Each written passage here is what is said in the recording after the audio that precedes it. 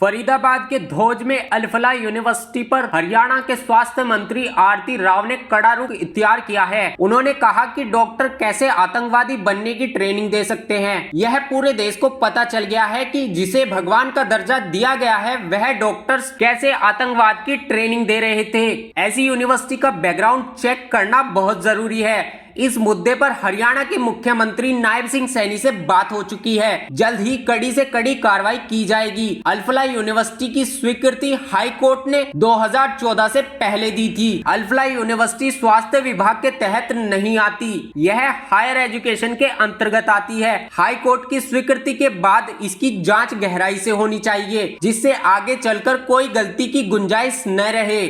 सबसे पहले मैं पहले बता दूं, ये जो अल-फलाह यूनिवर्सिटी है ये 2014 से पहले इसको स्वीकृति मिली थी।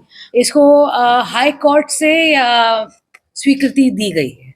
ये हेल्थ डिपार्टमेंट के नीचे नहीं आती है ये यूनिवर्सिटी, ये मेरे डिपार्टमेंट के नीचे नहीं आती, ये हायर एजुकेशन के अंदर आती है। और हमने पहले से ही बोल रखा था कि हमें इनको स्वीकृति नहीं देनी है।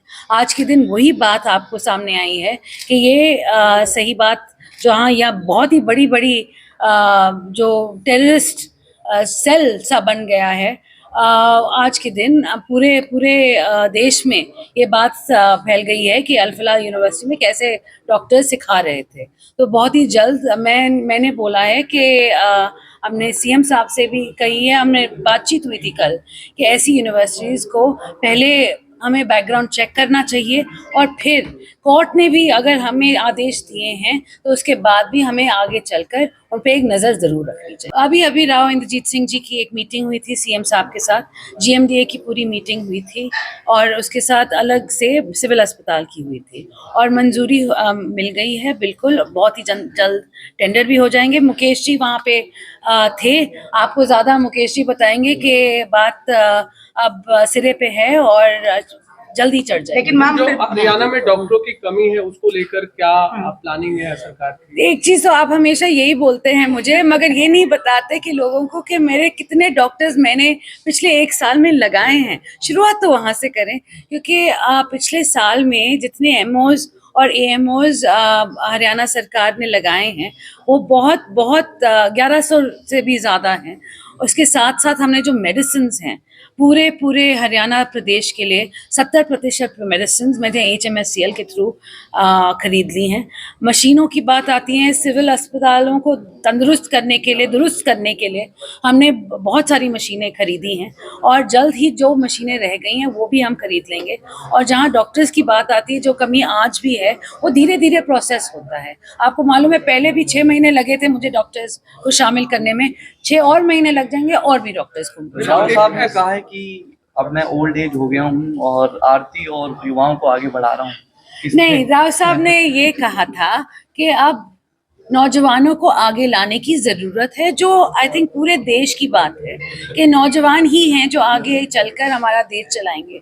तो उनको बढ़ाना, उनको एक्सपीरियंस दिलवाना बहुत जरूरी है। इसका ये कतई मतलब नहीं है कि राव साहब रिटायरमेंट ले रहे हैं, ये ना। साइबर सिटी पहुंची हरियाणा की स्वास्थ्य मंत्री आरती राव ने रोटरी ब्लड बैंक के सांसद निधि कोष से लगाए गए रूफ डफ सोलर सिस्टम का उद्घाटन किया। उन्होंने कहा कि रोटरी ब्लड बैंक वास्तव में बहुत ही नेक कार्य कर रहा है। थैलीसीमिया के मरीजों को मुफ्त ब्लड उपलब्ध करवाना सबसे बड़ा पुण्य का कार्य है। स्वास्थ्य मंत्री ने कहा कि गुरुग्राम में जल्द ही 600 बिस्तर का हॉस्पिटल बनने जा रहा है, जिसकी मंजूरी मुख्यमंत्री ने दे दी है। इसके अलावा गुरुग्राम में 30 आयुष मंदिर बनेंगे, जिससे हर वार्ड में एक सरकारी डिस्पेंसरी की सुविधा मुहैया हो सकेगी, जिसमें लोग अपना इलाज करवाकर स्वास्थ्य सुविधाओं का लाभ उठा सकेंगे।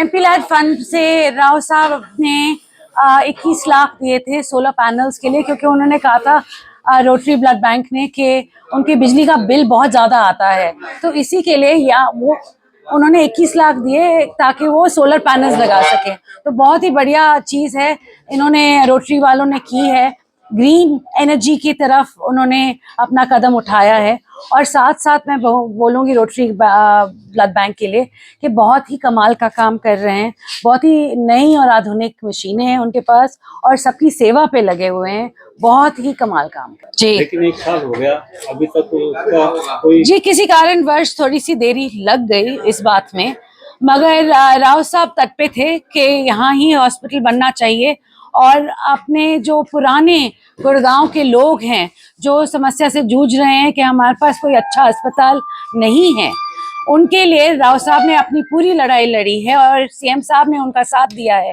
तो आज के दिन 400 प्लस 200 का बिस्तर सैंक्शन हो गया है और जल्द ही इस पे काम भी हो जाए। जी जैसे ही टेंडर खुलता है आपको पता चल जाएगा और तब काम हो जाएगा। गुरुग्राम पहुंची स्वास्थ्य मंत्री आरती राव भीमनगर में पार्षद दिलीप साहनी के कार्यालय पहुंची, जहां उन्होंने लोगों से संवाद किया और उनकी समस्याओं को भी सुना। उन्होंने कहा कि प्रदेश के निवासियों के लिए उनके दरवाजे हर समय खुले हुए हैं, जो भी समस्या हो प्रदेश वासी बेझिझक उनसे संपर्क कर सकते हैं।